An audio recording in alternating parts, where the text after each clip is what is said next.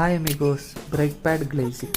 Motor സൈക്കിൾസും സ്കൂട്ടേഴ്സൊക്കെ brake ചെയ്യുമ്പോൾ ഭയങ്കര അനോയിങ് ആയിട്ടുള്ള ഹൈ പിച്ച് നോയ്സ് നിങ്ങൾ പലപ്പോഴും കേട്ടിട്ടുണ്ടാവും. ഇതിൻ്റെ മെയിൻ റീസൺ ബ്രേക്ക് പാഡിൽ നല്ല smooth glossy glass like surface create ചെയ്യുന്നതുകൊണ്ടാണ്. അതിന് തന്നെയാണ് ഗ്ലേസിംഗ് എന്ന് വിളിക്കുന്നത്.